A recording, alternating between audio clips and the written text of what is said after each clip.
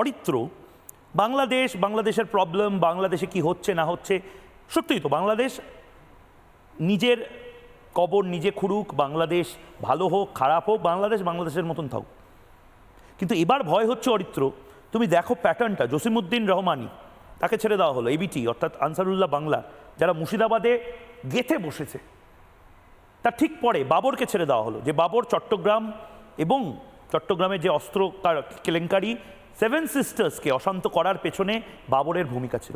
তারপর এখন নির্দিষ্টভাবে যেন বার্তা দিতে, মোহাম্মদ ইউনূস যেন বার্তা দিতে এই এটিএম আজহারুলকে ছেড়ে দিল, যে নে রংপুরের সবচেয়ে বড় টেররিস্টকে আমরা রংপুরে পাঠিয়ে দিলাম, এবার রংপুর থেকে শুরু হবে হচ্ছে সেভেন সিস্টার্সকে আক্রমণ।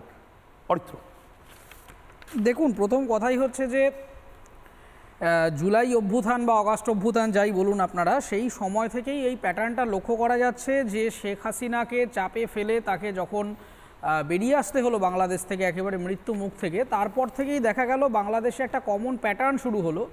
যত ধরনের যারা সন্ত্রাসবাদী কাজের সাথে জড়িত, রাষ্ট্রবিরোধী কাজের সাথে জড়িত, তাদেরকে একের পর এক জেল থেকে ছাড়ার একটা উৎসব শুরু হলো।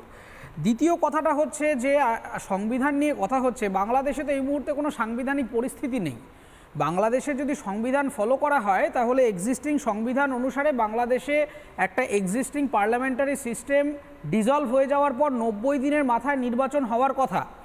90 দিন তো ছেড়ে দিন, মাসের পর মাস পার হয়ে যাচ্ছে, এবং মোহাম্মদ ইউনূস সরকারে আসার পরে তিনি 6টা রিফরমেশনের জন্য কমিশন তৈরি করেছিলেন। তার মধ্যে কনস্টিটিউশন ছিল, জুডিশিয়ারি ছিল, অ্যান্টি করাপশন ছিল, পুলিশ রিফর্ম ছিল, কিন্তু সেই কোনো রিফরমেশনেরই কোনো আর আঁচ পাওয়া যাচ্ছে না।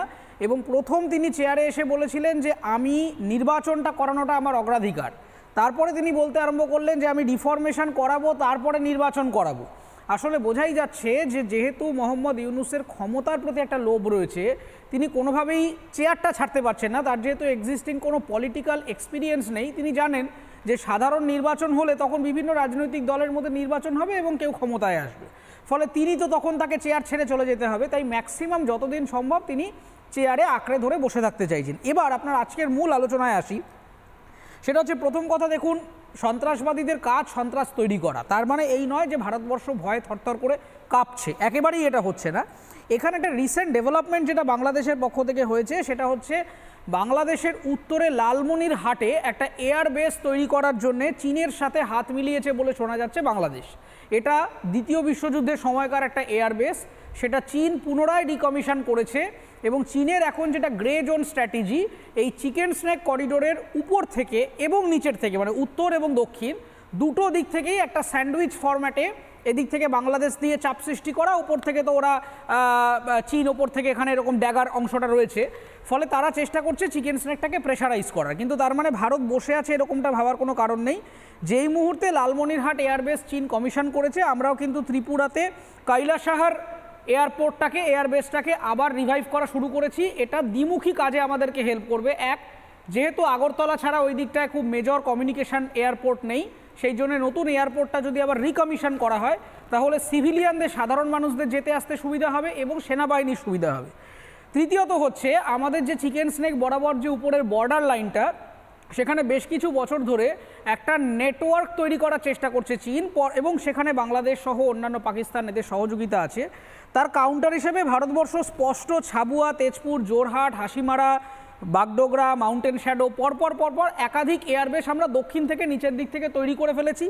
এবং বেশ কিছু গুরুত্বপূর্ণ অপারেশন যেরকম তিস্তা প্রহার, ত্রিশারি প্রহার, ডেভিল স্ট্রাইক, এগুলো আমরা বিগত কয়েক মাসে করে আমাদের যে আর্মি, আমাদের সেনাবাহিনী, তাদের কোঅর্ডিনেশন চেক করে নিয়েছি।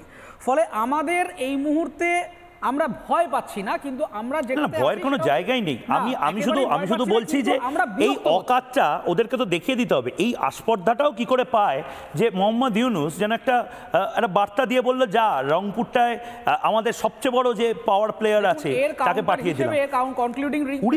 এটা কনক্লুডিং রিমার্ক আমি এটাই বলবো যে সম্প্রতি হেমন্ত বিশ্ব শর্মা কিন্তু গুরুত্বপূর্ণ কথা বলেছে যে আমাদের যদি একটা চিকেন স্নেক থাকে, বাংলাদেশের দুখানা চিকেন স্নেক রয়েছে, ফলে আমাদের এখানে একটা তীর এলে আমরা কিন্তু দুটো তীর পাঠাবো। সেইটা মাথায় রেখে আপনারা আপনাদের ডিপ্লোমেসিটা সেটা মাথায় রেখে কাজগুলো করতে হবে। নানা ধরনের কন্টেন্ট দেখার জন্য লাইক করুন, শেয়ার করুন আমাদের ফেসবুক পেজ, সাবস্ক্রাইব করুন আমাদের ইউটিউব চ্যানেল। পাশাপাশি অন্যান্য ব্রেকিং নিউজের জন্য অবশ্যই চোখ রাখুন রিপাবলিক বাংলায়।